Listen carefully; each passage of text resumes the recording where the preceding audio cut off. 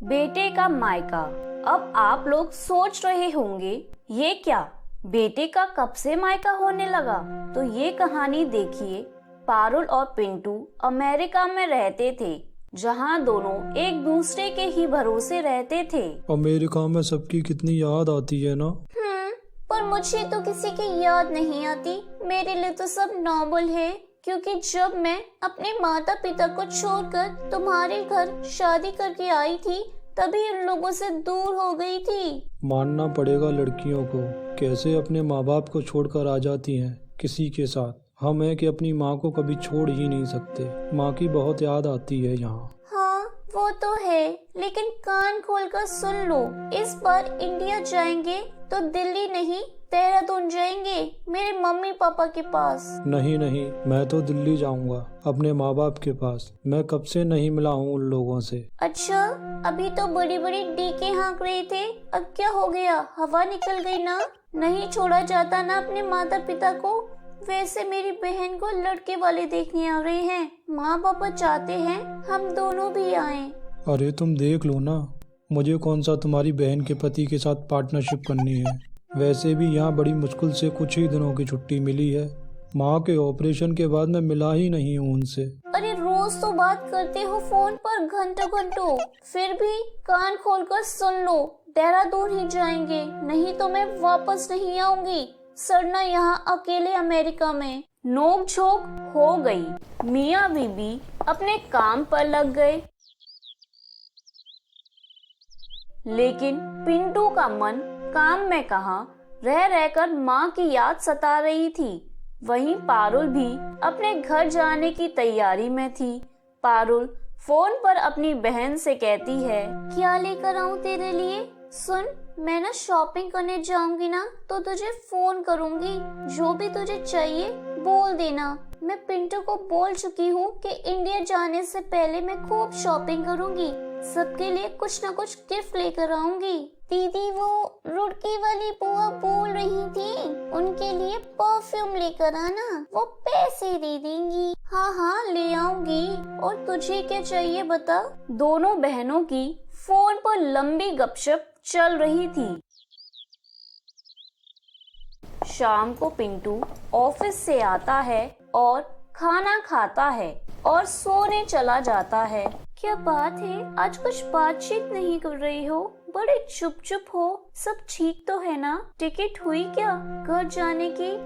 नहीं, आज नहीं, बहुत काम था ऑफिस में। वो क्या है ना, अभी टिकट ठीक मिल जाएंगी, लेट करोगे तो टिकट महंगी हो जाएंगी। पारुल, समय है, सोच लो, दिल्ली चलते हैं माँ के पास। ओहो, फिर से शुरू कर दी माँ की व्रत। अरे क्या करना है दिल्ली जाकर? अभी तो आई थी ना तुम्हारी माँ, रहकर भी गई थी।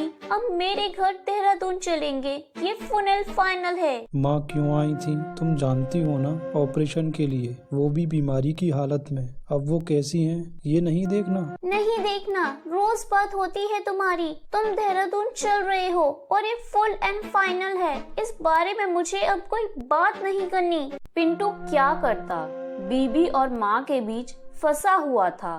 खैर, माँ को तो पता भी नहीं था कि उसका बेटा अमेरिका से इंडिया आ रहा है और उससे मिल नहीं पाएगा। पिंटू और पारुल देहरादून जाते हैं। पिंटू का मन अपने ससुराल में नहीं लगता, बिल्कुल वैसे ही जैसे बहू का नहीं लगता। नहीं नहीं पापा जी, आप जाइए, मैं थोड़ा रेस्ट कर लेता हूँ। क्या है, क्यों नाटक कर रहे हो? जाओ ना पापा के साथ। अरे वो भी चाहते हैं ना कि वो अपने दामाद को सबसे मिलवाएं। जाओ जल्दी, नाटक मत करो। यार मैं क्या कोई शोपीस हूँ? नहीं जाना मुझे, बोला ना, तुम जाओ, 3 दिन बाद वापस भी जाना है। रहने दो पारुल, दामाद जी जब से आए हैं परेशान से दिख रहे हैं। वैसे दामाद जी तुम्हारी माँ कैसी हैं? बस यही सवाल था जो पिंटू को चुभ गया। वो पता नहीं क्या सोचने लगता है। और तभी उसके मुंह से निकलता है, दिल्ली के लिए बस कितने बजे निकलती है? ये सुनकर पारुल का पारा चढ़ जाता है। अरे क्या ये दिल्ली दिल्ली की रट लगा रखी है? अरे आए ही क्यों हो? ना आते वहीं से सीधे पकड़ लेते दिल्ली की फ्लाइट। वहाँ से दिल्ली की तो नहीं ली, लेकिन वापसी दिल्ली से ही होगी। मन करे जाने का तो आ जाना। पिंटू ससुराल में एक दिन ठीक से रहता है और अगले दिन सामान लेकर दिल्ली के लिए निकल रहा होता है कि अरे देखो पिंटू बेटा, ये ठीक बात नहीं है। अच्छे से यहीं रहो ना, क्या परेशानी है यहाँ? बस माँ की रट लगा रखी है। अरे शादी करने से पहले नहीं पता था कि 2 माँ बाप हो जाते हैं शादी के बाद। मैं अपनी माँ को देखना चाहता हूँ। पूरे 3 साल तक उनसे नहीं मिल पाऊंगा। मैं तो नहीं जाऊंगी तुम्हारे साथ दिल्ली, मैं तो यही रहूंगी। माँ पूछे तो मैं क्या कहूँ? बोल दीजिएगा दामाद जी, जैसे उन्हें बेटा प्यारा है वैसे ही हमें अपनी बेटी प्यारी है। और देखिए कल तक रुक जाइए, आपकी साली के लिए लड़का देखने आने वाले हैं। पूछेंगे कि बड़ा दामाद कहाँ है तो हम क्या कहेंगे? चला गया बेटी को छोड़कर। और मेरी माँ लोगों को क्या कहेगी? बेटा सालों बाद इंडिया आया और मिलकर नहीं गया, फिर क्या कहेगी? बीबी के मायके में साली के लिए लड़के देख रहा है। देखिए सालों बाद जैसे आप अपनी बेटी से मिल रहे हैं, वैसे ही मुझे भी अपनी माँ के पास जाना है। पारुल को पिंटू की बात सुनकर गुस्सा आ जाता है। वो पिंटू का सामान उसे पकड़ा देती है और एक काम करो, जाओ और अपनी माँ के पास ही जाओ। पूछे बहू कहाँ है तो बोल देना कि उसे मायके छोड़ कर आया हूँ। जब देखो माँ करते रहते हो। अरे इतना ही था तो माँ को यहाँ आ जाना चाहिए था। वो तो अकेली रहती हैं, यहाँ साथ रह लेती, क्यों नहीं आती वो यहाँ? पिंटू मन में सोचता है कि जब पिछली बार आई थी तो तुमने उनकी कितनी बेइज्जती की थी। वैसे भी संसार का नियम है कि बेटियां मायके की नहीं ससुराल की होती हैं। आखिर पारुल की भाभी भी तो है। देखिए पारुल दीदी, आपको अपने पति के साथ जाना चाहिए।